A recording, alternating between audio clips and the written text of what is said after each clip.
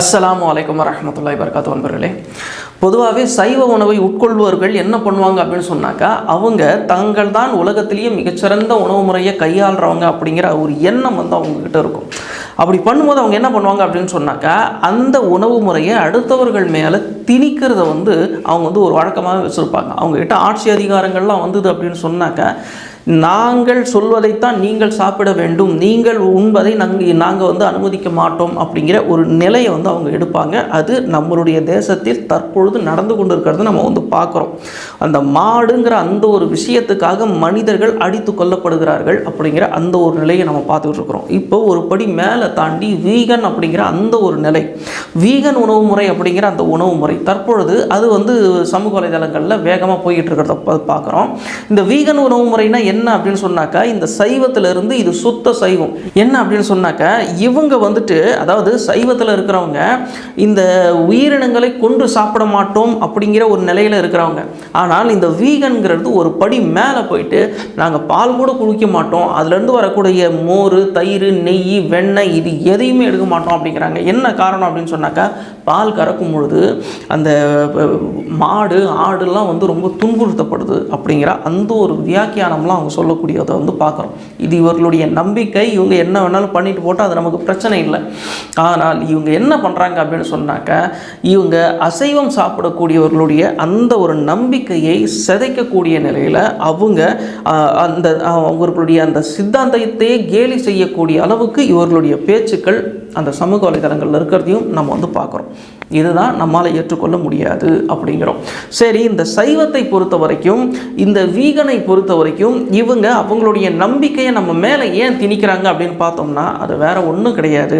அவர்கள் குறிப்பிட்ட ஒரு கம்யூனிட்டியை சேர்ந்தவங்களாக இருப்பாங்க. இவங்க சைவம் சாப்பிட்றவங்க, இவங்க அதையும் தாண்டி வீகன் அப்படிங்கிற அந்த ஒரு கண்ணோட்டத்தில் மட்டுமே நம்ம பார்க்குறோமே தவிர, இவர்களுடைய அந்த கம்யூனிட்டி என்ன அப்படின்னு பார்த்தாலே இவங்க எதை ப்ரமோட் பண்ணுறாங்கங்கிறது மிக தெளிவாகவே நமக்கு தெரிஞ்சு போயிடும்.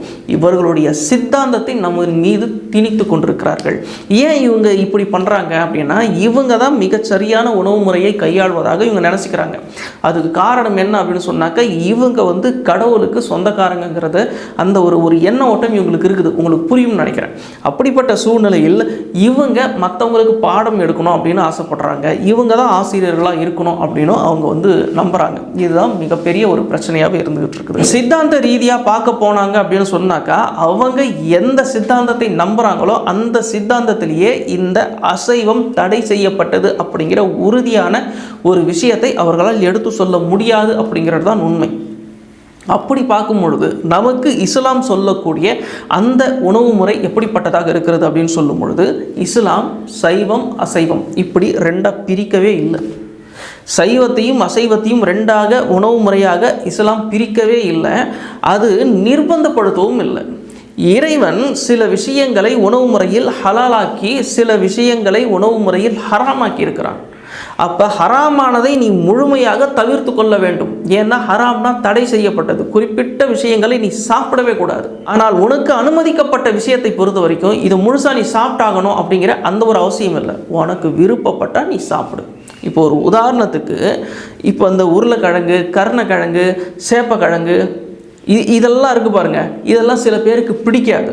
நான் இதை சாப்பிட மாட்டேன் அப்படின்னு முடிவு பண்ணுறாங்க அப்படின்னா அவங்க விருப்பம். ஆனால் இறைவனால் அது அனுமதிக்கப்பட்டது. நீ சாப்பிட்டாகணுன்ற அவசியம் இல்லை.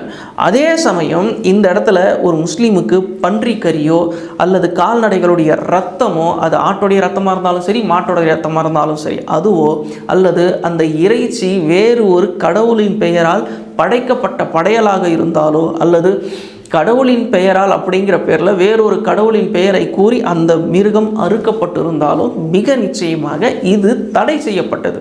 இது உன்னுடைய விருப்பத்துக்கே வராது. இதை நீ சாப்பிடவே கூடாது அப்படின்னு மிக தெளிவாக தடை செய்கிறது இஸ்லாம். அப்படிப்பட்ட ஒரு சூழ்நிலையில் இஸ்லாம் மிக தெளிவாக ஒன்றை கூறுகிறது. மார்க்கம் யார் மீதும் நிர்பந்தம் இல்லை. அதாவது முஸ்லீம் அல்லாதவர்களிடம் ஒரு முஸ்லீமுக்கான உணவு முறையை இஸ்லாம் வரையறுத்து வச்சிருக்கு பாருங்க. இதை கொண்டு போய் நீ திணிக்காத அப்படின்னு சொல்லுது. மார்க்கம் யார் மீதும் திணிக்கப்படக்கூடாதுங்கிறதுல இஸ்லாம் மிக தெளிவாக இருக்கிறது. அதனால தான் இஸ்லாம் குர்ஆனில் மிக தெளிவாக அந்த வசனமே வருகிறது, மார்க்கம் யார் மீதும் நிர்பந்திக்கப்படக்கூடாது அப்படின்னு. அப்போ நம்மளுடைய நண்பர்களுக்கு பன்றிக்கறி மிகவும் விருப்பமானதாக இருக்கிறது. அவர்கள் அவர்கள் முஸ்லீம் இல்லாதவர்களாக இருக்கிறார்கள், தாராளமாக சாப்பிட்டு போட்டோம், நம்ம கண்டுக்கிறது இல்லை. அவர்களுக்கு ரத்த பொரியல் ரொம்ப பிடிக்குது, தாராளமாக சாப்பிட்றாங்க, அதுக்கும் நமக்கும் பிரச்சனை இல்லை. ஆனால் ஒரு முஸ்லீமுக்கு தான் இதெல்லாம் தடை செய்யப்படுகிறது அப்படிங்கிற அந்த ஒரு விஷயத்தை வந்து நம்ம இந்த இடத்துல பார்க்குறோம். அப்போ இந்த இடத்துல நமக்கும் மற்றவர்களுக்குமான வித்தியாசம், அதாவது நமக்கும் அந்த வீகன் சார்ந்த சைவம் சார்ந்தவர்களுக்குமான வித்தியாசம் என்ன அப்படின்னு சொன்னாக்க, இந்த முஸ்லீம்கள் தங்களுடைய உணவு முறையை அடுத்தவர்கள் மீது திணிப்பது கிடையாது. ஆனால் இங்கே அப்படி இல்லை, நாங்கள் ஆசிரியர்களாக இருக்கிறோம், இந்த உலகத்தையே வழிநடத்தக்கூடியவர்களாக இருக்கிறோம்னு அவர்களுடைய நம்பிக்கையை திணிக்கித்து கொண்டு ஆட்சி அதிகாரம் அவங்க கைக்கு வந்தது அப்படின்னு சொன்னாக்க அடித்து கொல்லக்கூடிய நிலைக்கு கூட நிலைமை போகிறத நம்ம வந்து பார்க்குறோம். இப்போ நம்ம வீகனை பார்ப்போமே, அவங்க வந்து என்ன சொல்கிறாங்க அப்படின்னு சொன்னாக்கா, நாங்கள் பால் கூட குடிக்க மாட்டோம், ஒருவேளை எங்களுக்கு வந்துட்டு தயிரெல்லாம் தேவை அப்படின்னு சொன்னாக்கா வேர்க்கடலையை அரைச்சி அதிலிருந்து வந்துட்டு தயிர் எடுத்துக்குவோங்கிறாங்க. நீங்கள் இருக்கப்பட்டவங்க அதெல்லாம் செஞ்சுக்குவீங்க. ஒரு ஏழைக்கு தயிர் வேணும் அப்படின்னு சொன்னாக்கா இங்கேருந்து போய் கடைக்கு போய் வேர்க்கடலையை வாங்கி, அதிகமான வேர்க்கடலை வாங்கினா தான் கொஞ்சமாவது தயிர் வரும். அப்போ அவ்வளோ வேர்க்கடலையை ஒரு ஏழை வாங்கி, அதாவது இப்போ சாப்பாட்டுக்கு வேணும் அப்படின்னு சொன்னாக்கா உடனே தயாராகுமா, அதெல்லாம் வேர்க்கடலையை வாங்கி அரைச்சி அதுக்கப்புறம் அதை தயிருங்கிற அந்த ப்ராசஸுக்கு கொண்டு வந்து அட்டேங்கப்பா சொல்லும் போதே தலை சுற்றுது இல்லையா. ஆனால் இவங்க எப்படி இதெல்லாம் சாத்தியப்படுத்திக்கிறாங்க அப்படின்னா, இவர்களுடைய அந்த பொருளாதார ரீதியான பலம் இவர்களுக்கு கை கொடுக்கும். ஆனால் எல்லாருக்கும் அது சேர்ந்த மாதிரி இருக்காது. அப்போ அப்படிப்பட்ட சூழ்நிலையில் நாங்கள் பாலும் குடிக்க மாட்டோம், அதிலிருந்து வரக்கூடிய எந்த பொருளையும் நாங்கள் சாப்பிட மாட்டோம் அப்படின்னு சொன்னாக்க அவர்களுடைய அந்த சித்தாந்தம் அதை சரி காண்கிறதுன்னா அவங்க செஞ்சுட்டு போட்டோம். ஆனால் நமக்கு இறைவன் மிக தெளிவாக குர்ஆனில் சொல்லுகிறான், கால்நடைகளில் இருந்து நீங்கள் அருந்தும் பானத்தை கவனித்தீர்களா, அதனை நாம் அதன் வயிற்றிலிருந்து செரிக்கப்பட்ட உணவுக்கும் இரத்தத்துக்கும் இடையே இருந்து உங்களுக்கு புகட்டுகிறோம் அப்படின்னு வருது. அப்போ இப்படிப்பட்ட சூழ்நிலையில் இறைவன் நமக்கு இதை ஹலாலாக்கி இருக்கிறான். அதாவது பால், அந்த பாலிலிருந்து எடுக்கக்கூடிய தயிர், அதிலிருந்து எடுக்கக்கூடிய நெய், அதிலிருந்து வரக்கூடிய வெண்ணெய், மோர், இன்னும் என்னென்ன அதிலிருந்து எடுக்க முடியுமோ அது எல்லாத்தையும் இறைவன் நமக்கு ஹலாலாக்கி இருக்கிறான் அப்படிங்கிறதுக்கு இந்த ஒரு வசனம் சான்றாக இருக்கிறது. அதே மாதிரி நாங்கள் வந்து இந்த ஆடு மாடெல்லாம் சாப்பிட மாட்டோம் அப்படின்னு சொல்லிட்டு அவங்க என்ன சொல்லுவாங்க அப்படின்னா, நீங்கள் வந்து சமைச்சு சாப்பிட்றீங்களே, ருச்சியாக சாப்பிட்றீங்களே, இந்த ஆடு மாடு இதெல்லாம் வந்து உங்கள் தட்டுக்கு எப்படி வந்தது தெரியுமா, கசாப்பு கடையில் கூப்பிட்டு போய் ஆடு மாட்டுடைய காலை கட்டி அதை கத்தி எடுத்து அதோடைய தலையை கர கர கர கர கரன்னு அறுத்து அதை ரத்தத்தை ஓட விட்டு துடிக்க துடிக்க சாவடிச்சு அதுக்கப்புறம் தான் உங்களுடைய சமையல் அறைக்கே வருது, நீங்களாம் வந்து இறக்கப்பட மாட்டீங்களா அப்படிங்கிறாங்க. இஸ்லாம் சொல்லக்கூடிய அந்த அறுப்பு முறை இருக்குது பாருங்க, அதுதான் உலகத்திலேயே மிகச்சிறந்த அறுப்பு முறை அப்படின்னு உலகத்தில் இருக்கிற அத்தனை பேர் இன்றைக்கி சர்டிஃபிகேட் கொடுக்குறாங்க. ஏன்னா அந்த மிருகங்களுக்கு அந்த வலி உணர்வு அப்படிங்கிறது கொஞ்சமும் கிடையாதுங்கிறது நிரூபணமான ஒரு விஷயமா இருக்குது. ஏன் அப்படின்னு சொன்னாக்க, ஒரு மிருகத்தை அறுப்பதற்கு இஸ்லாம் ஒரு வழிமுறையை வைத்திருக்கிறது. முதல்ல அந்த மிருகத்துக்கே தெரியக்கூடாது நாம் கொல்லப்பட போகிறோம் அப்படின்னு. அந்த அளவுக்கு அந்த மிருகத்துக்கு ரொம்பவும் சாந்தமாக அதை வந்து கூட்டுக்கிட்டு வருவாங்க. அதுக்கு தேவையானது எல்லாமே வந்து கொடுப்பாங்க, சாப்பாடு தண்ணின்னு எல்லாத்தையும் கொடுத்து கவனிப்பாங்க.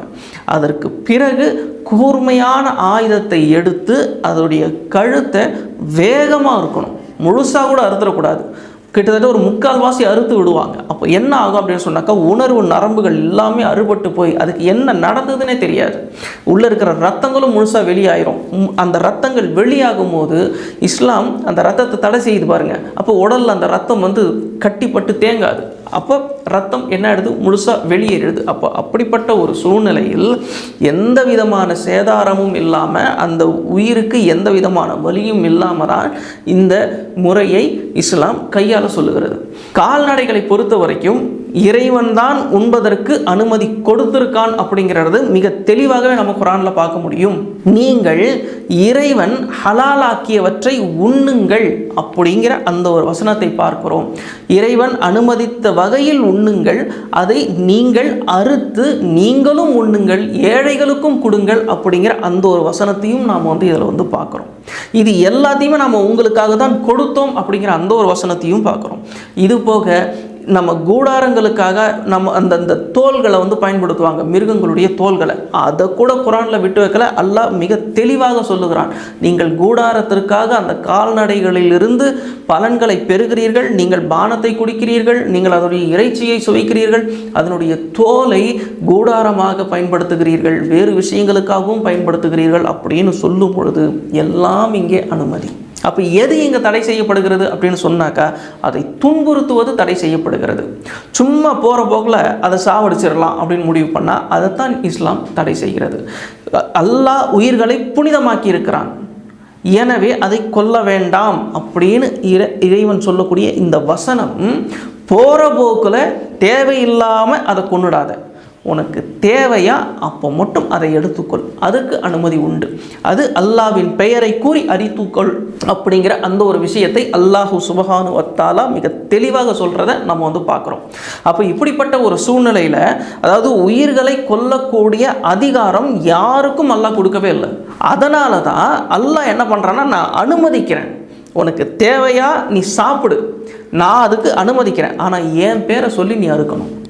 இதுதான் ஒரே ஒரு நிபந்தனை. அப்போ இந்த நிபந்தனையை ஒரு மனிதன் செய்வான் அப்படின்னு சொன்னாக்கா அவனுக்கு அது அனுமதிக்கப்பட்ட ஒரு விஷயம்.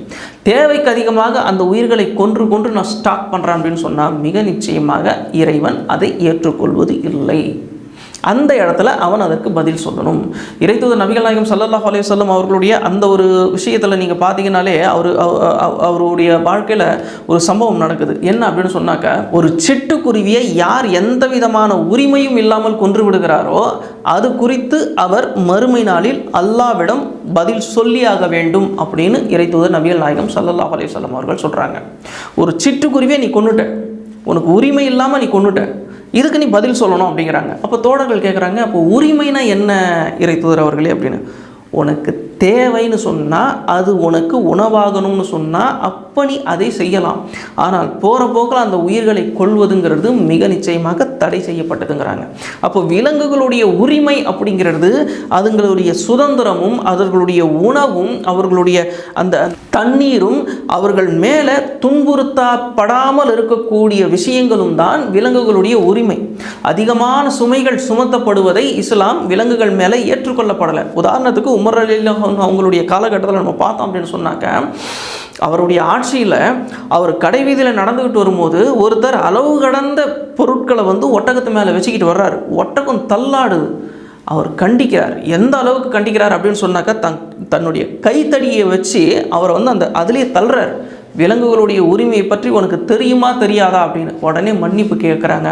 அப்போ இந்த இடத்துல நம்ம புரிஞ்சு கொள்ளக்கூடிய ஒரு செய்தி என்ன அப்படின்னு சொன்னாக்கா, விலங்குகளுடைய உரிமை அப்படிங்கிறது அதை துன்புறுத்தாமல் இருப்பது, அதற்கான உரிமை அப்படிங்கிற பேரில் உணவும் தண்ணீரும் கொடுப்பது, அதை சுதந்திரமாக உலவ விடுவது. அல்லாஹ்வும் குர்ஆனில் சொல்லும் போது பார்க்குறோம், நீங்கள் மாலையில் உங்களுடைய அந்த பட்டிக்கு ஓட்டி வரக்கூடிய அந்த கால்நடைகள் அது உங்களுக்கு அழகாக இருக்குது பார்க்கறதுக்கு, காலையில் அதை திறந்து விடும் போதும் மிக அழகாக இருக்கிறது பார்க்கறதுக்கு அப்படின்னு அல்லாஹ் என்கரேஜ் பண்ணுறதையும் இந்த இடத்துல நம்ம வந்து பார்க்குறோம். அப்போ விலங்குகளுடைய உரிமைகள் என்னன்னே தெரியாமல் இதை சாப்பிடக்கூடாது அதை சாப்பிடக்கூடாதுன்னு அவர்களுடைய அந்த கம்யூனிட்டி சார்ந்த சித்தாந்தத்தை கொண்டு வந்து திணிப்பதுங்கிறது மிக மிக அபத்தமான ஒரு விஷயம். இன்னொரு சம்பவமும் சொல்லலாம். எறும்புகள் இருக்குது பாருங்களேன், எறும்புகள். அந்த எறும்புகளை கூட இஸ்லாம் வந்து எந்த அளவுக்கு உரிமையோடு பேசுது அப்படின்னு சொன்னாக்க, இறைத்தூதர் அவர்களுடைய தோழர்கள் ஒரு இடத்துல முகாமிட்டுருக்கிறாங்க. அப்போ அந்த ஒரு சூழலில் எறும்புகள் அதிகமாக இருக்குது அப்படின்னு சொல்லிட்டு நெருப்பு வாட்டி அந்த எறும்புகளை கொன்னுடுறாங்க. இறைத்தூதர் அதுக்கப்புறம் அதை பார்த்து கண்டிக்கிறார். யார் இந்த காரியத்தை செஞ்சது? எறும்புகளை மட்டுமல்ல, எந்த ஒரு உயிரையும் நெருப்பால் வாட்டுவது படைத்தவனை தவிர வேறு யாருக்கும் உரிமை கிடையாது அப்படின்னு கண்டிக்கிறாங்க. அப்போ எறும்புகளுக்கு கூட இந்த இஸ்லாம் உரிமைகளை வழங்கி இருக்கிறது. முஸ்லீம்கள் இந்த உயிரினங்களை எப்படி அணுகணுங்கிறது மிக தெளிவாக சொல்லுகிறது. வீட்டை சுற்றி எறும்பு இருக்குது அப்படின்னு சொன்னாக்கா நம்மளுடைய பாதுகாப்புக்கு வேண்டுமானால் அதை கொல்லலாமே தவிர, நம்மளுடைய பாதுகாப்புக்கு அப்பாற்பட்ட இடத்துல தான் அந்த எறும்புகள் இருக்குது அப்படின்னு சொன்னாக்கா அதை கொல்வதற்கான உரிமை எந்த ஒரு முஸ்லீமுக்கும் அல்லது மனிதனுக்கும் இறைவன் கொடுக்கலை அப்படிங்கிறது தான் இந்த இடத்துல நாம் பார்க்கக்கூடிய ஒரு விஷயம். அதே மாதிரி ஒரு இறைத்தூதர் தோழர் என்ன பண்ணுறார் அப்படின்னு சொன்னாக்கா, 2 சிட்டுக்குருவிகள் இருக்குது பாருங்கள், அதோடைய குஞ்சுகளை எடுத்து தன்னுடைய தனிப்பட்ட ஒரு கூண்டுக்குள்ளே வச்சுக்கிட்டு இருக்கிறாரு. அப்போ இறை தூதர் அவர்கள் பார்த்துடுறாங்க, இது என்னது இது அப்படிங்கிறாங்க.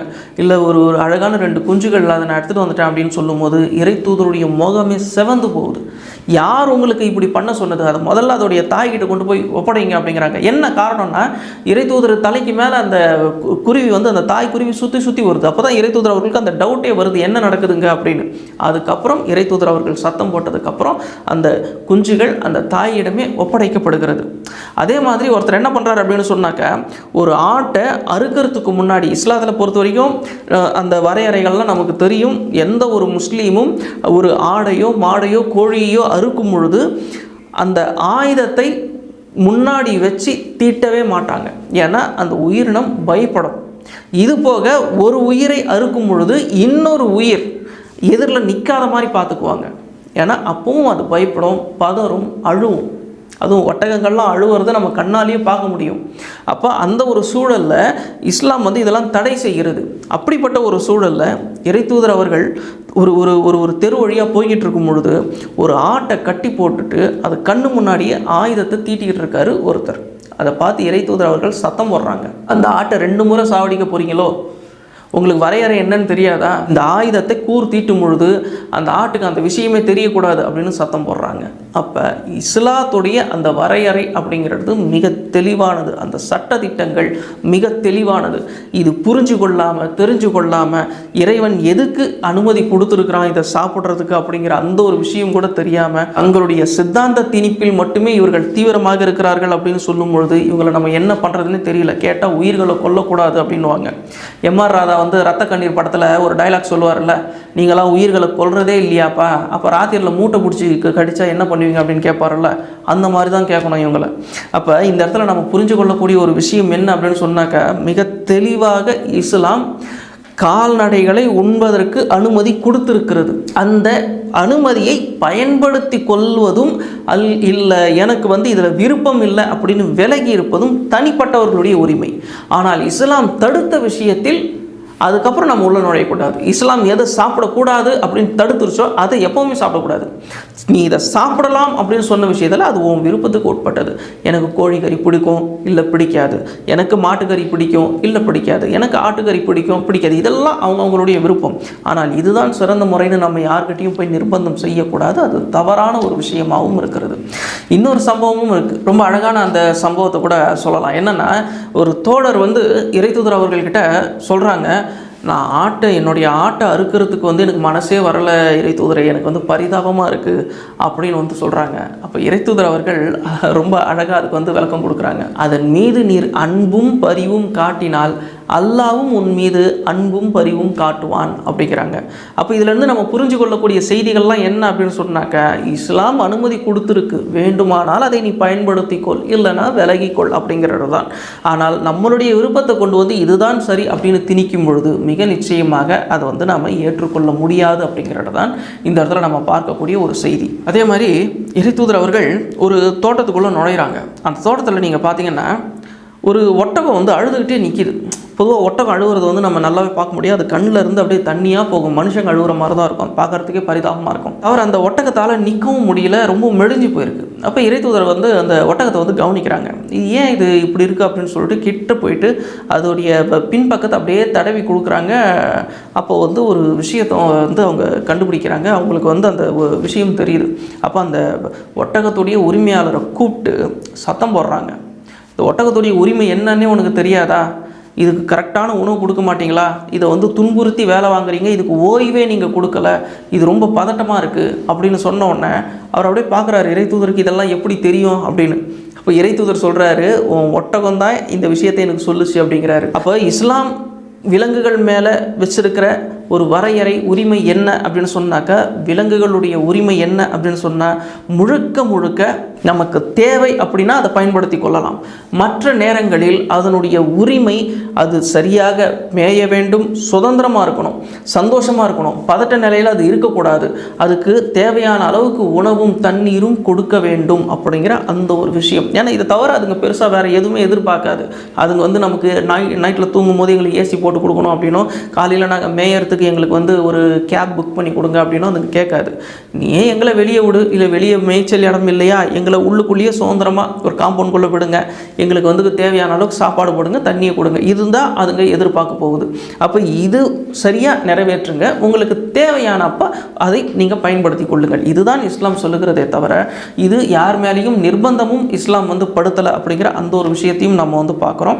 என்னுடைய சித்தாந்தம் தான் சிறந்தது அப்படிங்கிற பேரில், நான் படித்த இந்த வேதம் தான் சிறந்தது அப்படிங்கிற பேரில் அவர்களுடைய சித்தாந்தத்தை நம் மீது திணிக்கிறோங்கிற பேரில் நம்முடைய சித்தாந்தத்தை கொச்சப்படுத்தக்கூடிய விதத்தில் பதிவிடுபவர்களை நாம் ஒருபோதும் கண்டுகொள்ள தேவையில்லை அப்படிங்கிறது தான் இந்த இடத்தில் நாம் சொல்லக்கூடிய ஒரு விஷயம். இன்ஷா அல்லாஹ் அடுத்த பதிவில் சந்திப்போம். அஸ்ஸலாமு அலைக்கும் வரஹ்மத்துல்லாஹி வபரகாத்துஹு நண்பர்களே.